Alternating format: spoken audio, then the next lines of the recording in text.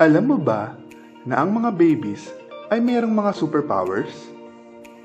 Oo, superpowers na ikaw ay wala. Yan ang ating aalamin sa bagong episode ng Alam Mo Ba? Pero bago ang lahat, ay mag-quiz muna tayo at subukang sagutan ang tanong na ito. Anong superpower meron ang mga babies? A. Super speed. B. Patubuin ang dulo ng daliri na naputol. O C. Magbilang sa isip. Kahanga-hanga makakakuha ng tamang sagot. O siya, tayo na sa ating topic. Ang mga bagong silang na sanggol ay napakalambot at napaka-delicate. Kaya maingat tayo sa kanila kapag sila ay ating hinahawakan. Dahil ayaw natin sila masaktan. Hindi nga nila kayang buhatin pa ang kanilang mga ulo o tumayo man lang. Pero alam mo ba na madami pala silang superpowers? Una ay ang super strong grips.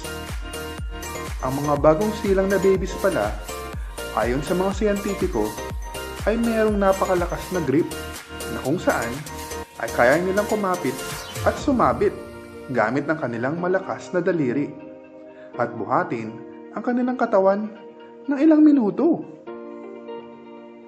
Kahit nga daw ang pinakamahinang sanggol ay kayang kumapit at sumabit ng 10 segundo o higit pa.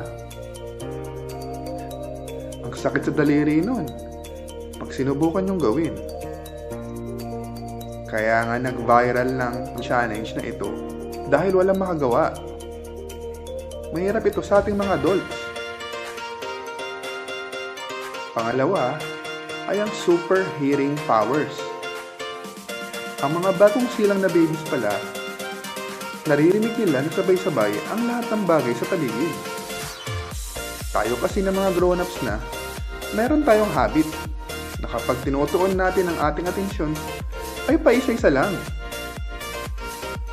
Pag nakikinig tayo sa isang tao na nagsasalita, nakapokus tayo sa mga sinasabi ng tao na nagsasalita. At ang ibang bagay sa paligid ay nabablock na ng ating utak o malabo na. Pero ang mga babies ay hindi ganon. Naririnig nila ang lahat ng sabay-sabay. Kaya nga daw magbagsak ka sa sahig ng karayom na hindi na natin maririnig, ay maririnig ito ng mga sanggol. At malakas nila itong maririnig. Na halos kasing lakas ng ating pagsasalita kapag nilalambing natin sila. Ang sabi pa nga, nasa sinapupunan pa lang daw ang mga babies, naririnig na nila ang mga boses ng kanilang magulang. Kaya paglabas nila sa mundo, hindi na sila maninibago sa boses ng magulang nila at makikilala niya ang mga ito. Ang ikatlo ay ang talento sa paglangoy. Ang iba nga sa ating mga grown-ups, hindi marunong lumangoy, di ba? Pero ang mga babies, marunong sila sa tubig. Kapag sila ay napunta sa dagat o swimming pool, sila ay mag-o-automatic na sasagwan gamit ang kanilang mga kamay at binti. Kapag nalubog ang ulo nila, matik din na hindi sila hihinga. Kaya hindi sila makakainom o papasukan ng tubig sa ilong. Sila din ay buoyant dahil malaki ang sukat na kanilang baga kumpara sa kanilang katawan.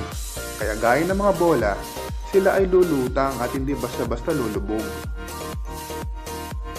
Nagsisimula lamang mawala ang abilidad nila sa tubig pag sila ay humantong na sa edad na 6 na buwan pataas.